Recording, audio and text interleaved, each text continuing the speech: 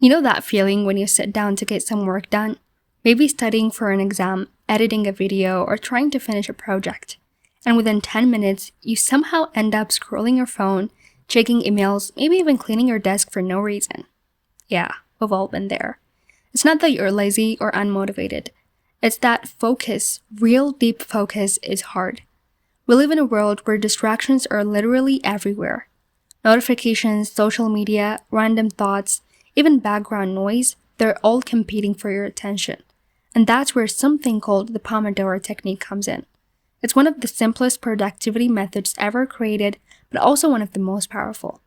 It's like a secret weapon for your brain, and once you understand it, you'll wonder how you ever worked without it.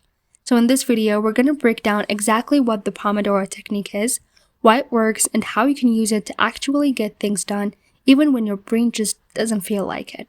Stick around to the end because I'll also share a few bonus tips on how to make the method even more powerful. So let's start from the top. The Pomodoro technique was created by a guy named Francesco Cirillo in the late 1980s. He was a student at the time, struggling to stay focused while studying. Sounds familiar, right? One day, he grabbed a small kitchen timer shaped like a tomato. By the way, Pomodoro means tomato in Italian, and decided to focus on one thing for just 25 minutes. That's it. And to his surprise, he was way more productive. That simple idea, breaking work into short, focused chunks, became the Pomodoro technique. And even decades later, people all over the world use it every single day. So why does it work? Why does something as simple as a timer suddenly make you more focused and productive? The reason is psychological. When you set a timer for 25 minutes, it creates urgency. Your brain knows there's a clear start and a clear finish. It's not endless work anymore. It's a short sprint. You're not saying, I'll study for 3 hours. You're saying, I'll study for 25 minutes. That's manageable. You can do that. Another reason is that it reduces mental resistance. Starting a task is usually the hardest part. Our brains overthink it, grade it, procrastinate it. But if it's only 25 minutes, your brain relaxes. It's like, okay, fine, it's just one Pomodoro. Let's do it. And once you start, something magical happens. You gain momentum. You enter a state of flow. Here's the best part. After each Pomodoro, you take a 5-minute break. You get to recharge your focus, stretch, drink water, breathe, whatever works for you. Then you do another Pomodoro. And after 4 Pomodoros, you take a longer break, around 15 to 30 minutes, and that's when your brain consolidates everything you've done and resets. Simple, right? But incredibly powerful. Now, most of us try to work in long, unfocused sessions. We sit down for hours, switching between apps, responding to messages, watching just one YouTube video, and by the end, we've worked all day but accomplished very little. That kind of scattered focus drains your energy. You're mentally exhausted without real progress to show for it. The Pomodoro technique fixes that by giving structure to your time. It teaches your brain when to focus and when to rest. It's like an interval workout for your mind. And it's surprisingly sustainable because you're not burning yourself out, you're pacing yourself. Now let's talk about how to put this into action because it's one thing to understand the idea, but it's another thing entirely to actually use it consistently. Step 1, pick one task. Not 5 things, not your whole to-do list, just one. Maybe it's writing an essay, cleaning your room, or editing a video.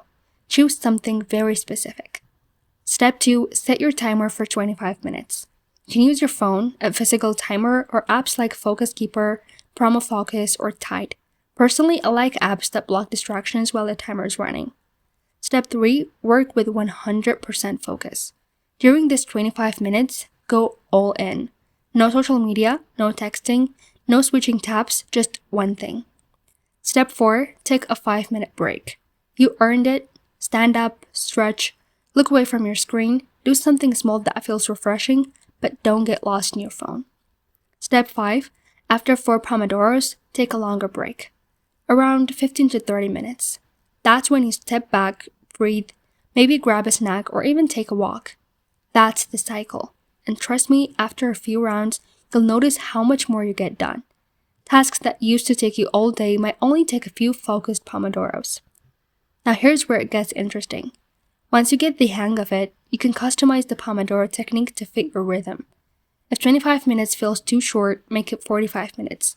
Some people even do 50 minutes of focus and 10 minutes of rest. It's all about what keeps you in that sweet spot of attention, where you're productive but not burned out. Another powerful trick is stacking similar tasks. For example, instead of checking emails randomly all day, dedicate one Pomodoro just for emails, or one Pomodoro just for brainstorming ideas. That way, you keep your brain in one mode instead of constantly switching contexts. And here's a tip that most people miss. Protect your breaks. Don't use your break to scroll TikTok or watch another video. That only keeps your brain overstimulated. Instead, give your mind a real rest. Look outside, breathe, walk, move. Lastly, track your Pomodoros. You can use a notebook, a planner, or even an app. It's super motivating to look back and see how many focused sessions you've completed. It's visible proof of your consistency. Of course, there are some mistakes people make when they start. The biggest one, overthinking the timer. Don't obsess over exact minutes or perfection. The timer is your guide, not your boss. If you're deep in flow when the timer rings, finish your thought, then take your break. Another mistake is trying to multitask. The Pomodoro only works when you commit to one thing. If you're half writing, half scrolling, it defeats the purpose. And lastly, don't skip your breaks thinking you'll get ahead. You won't. You'll just drain your focus faster.